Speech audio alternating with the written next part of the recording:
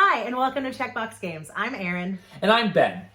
We know not all games are for everyone, so we're here to let you know whether a game checks all the right boxes or whether it simply misses the mark.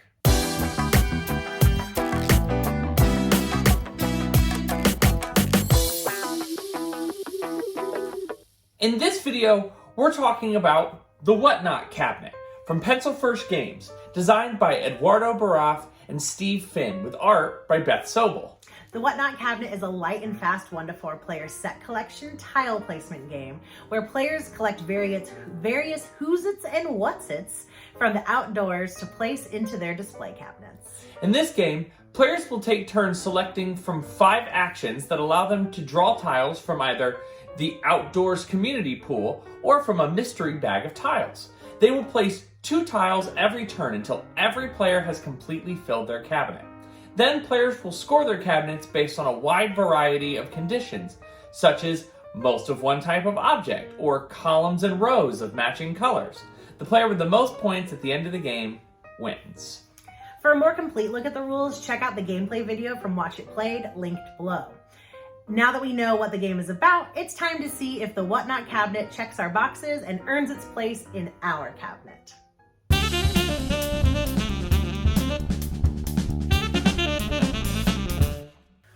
All right, so let's get to our check boxes. The first one for me, this is one that some people might not consider one of their check boxes, but it's a huge one for me.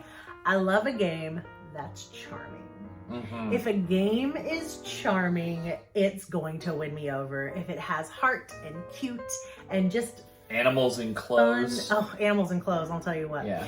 But yeah, and this game definitely checks that box. This game is so charming. Mm-hmm. I just love the wholesomeness of you're just going around collecting things and you just want to put them in your cabinet because you like stuff. Do you ever just want to go out on an easy Sunday morning and pick things up from the outdoors? Like, the whole thing is just oozing cuteness. It's very, very charming. This is a charming game. All right, go ahead. Now, not only is the gameplay and the game theme charming, the components in this game are absolutely fantastic. The tiles are great quality. I love the cabinet. Each player board has a cabinet with your different tiles, and it also has like a rug, and that's how you know your player color, with your little pawns. I love the different objects on it. I think that they really pop. The bag, it's got this bag that is not, it's like such good quality. And it's like a teal turquoise color. It's not just like, here's your black bag, enjoy. It's very pretty. I would say the only thing that if I was looking at it, the only thing that I wish the scoring tokens, the little round scoring tokens, I kind of wish those were like a wood or like something a little more solid than kind of like the cardboard punch outs. I wish it was a plastic or something maybe a little harder. Just because like when you look at them on the table compared to everything else, they look flimsy. I think that was the only thing that I was like, not my favorite component, but just the rest of the game is so solid. I love that board, the action selection board, where you're putting your pawns on. It uses symbology, but by like the second turn, the symbology is pretty clear. And there's you can do a lot, but there's not much to do. Going back to the scoring tokens, it's funny because most of the game has a white background, so it's all the vibrant colors really pop. I think the thing you were having with the component or the scoring tokens was they're outlined in like a gold, bronze, and so they're a little like dimmer. They don't pop as much. Agreed. I also feel this game has a good balance. I think I love a game. A thing that checks my box personally is a game where I don't feel like if I make one mistake, I have lost the game. And there are plenty of games where you can tell halfway through, I have lost. And that's what kind of gets people to quit games, right? They're like, well, there's no way I can catch up. Yeah, that's when the table flips. Yeah, and I had a little bit of that concern We played this on our first playthrough. We played this twice in a row. And I was concerned after our first playthrough because you won and I got destroyed. I got smashed. I had a very, very good first play. And I thought I played a very good game, and I just was not even close. The score, and I was kind of down. But we played it again right away, and I still lost. She still won. But it was like I was in the lead until the very last scoring thing. We tied. Oh, we tied. I won on You won on a tiebreaker. That felt good to me. It felt good to go, okay, I lost on a understandable technicality, right? Mm-hmm. I lost on a tiebreaker. I was able to make that up. So it felt rubber bandy. It felt like there was, you give and take, and it's not just going to be like, well, if I mess up, if I don't get that scoring card, or if I don't collect this thing, then I'm going to lose every time. Yeah. And which kind of leads me into my next checkbox. I love a game with in-game scoring. Not all of the scoring needs to be in-game, nor should it all be in-game, because then there's no like mystery or excitement about it. But I do, like you said, I like to know where I'm at during a game. Should I be playing catch up? Am I barely in the lead? Do I need to like surge ahead? And it just kind of like keeps me motivated throughout the game. And this game, part of the scoring is happening in real time during the game. And I love that about this game because it let me know where I stood going into final scoring. Yeah. And then another thing I love in a game is I love a game that's immersive. I love a game that I almost forget that I'm sitting at my kitchen table.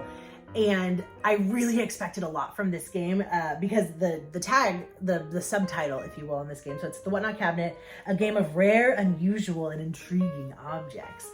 And I expected to open the box and find a lot of like oddities and like stuff you'd find in like a witch's brew of like the days of yore. I felt like it was going to be very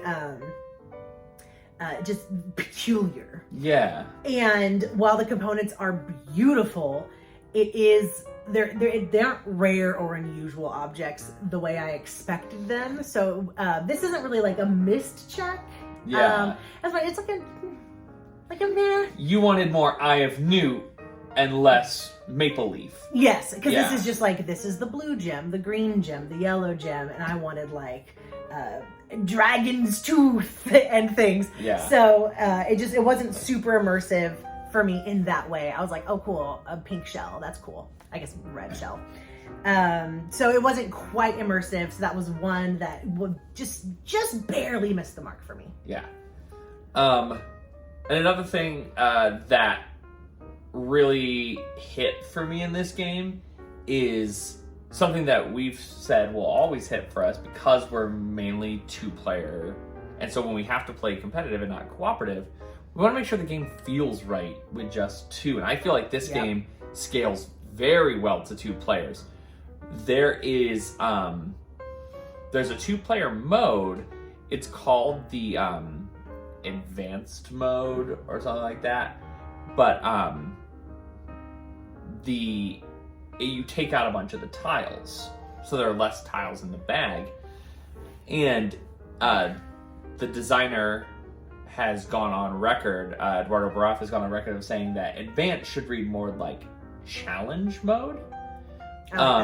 Because you get half as many turns. So when you play with two-player, it cuts it from 6 turns to 3, or 6 rounds to 3 rounds. And also there is a third less tiles in the bag.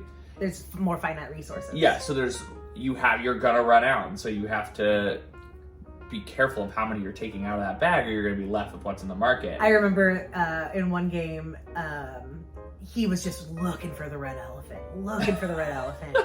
And that red elephant. The red elephant popped up for me, and not to be a jerk, I needed it not as much as he needed it, but I also needed it. So I took the red elephant, which made us both realize there was one left. And there was just a finger crossed. I reach in that bag, and the celebration when I pulled out that red elephant. I thought he was gonna cry. It was so exciting.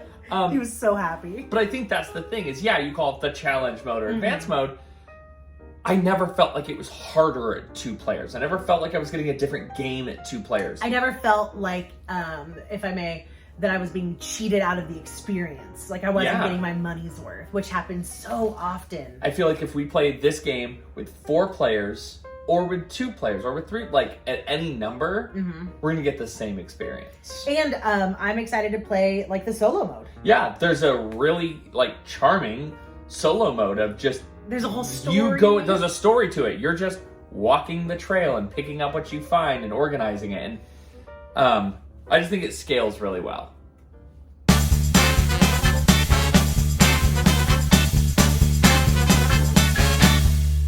So let's see, does this get a check from us? If I can start, I would say a resounding yes. I think Absolutely. this game is charming. What it does really well. It's a very simple tile laying set collection. That in-game scoring where you're keeping track of your things and you're willing to sacrifice points in some places to get more points other places. I think it just makes you think, but it's not a thinky game. It's a calm, charming game with thinking elements. It gets your brain moving, doesn't get your brain breaking. Yeah. And we, in our house, we reserve Sunday mornings for choosing a game to play to kind of just slowly start our day. We don't do, games from the shelf of shame that we're trying to get. We don't do backlogs of games we need to review. It's just what is, what's your pleasure this morning? And halfway through our first play, I told him, this is a Sunday morning game. Yeah. This is a great just coffee and light game to start the day. And it definitely is going up on the shelf, and we're very excited about it. And so I'd say, if you're wondering if this game would check your boxes, I'd say if you were a fan of tile placement, if you're looking for that light, charming appetizer game for a game day or just to get your day started, and you're like, I just want to play a game this morning to get going. Or if you're kind of a bit of a collector, maybe a bit of a hoarder, like you might, this might be for you. So that is the Whatnot Cabinet.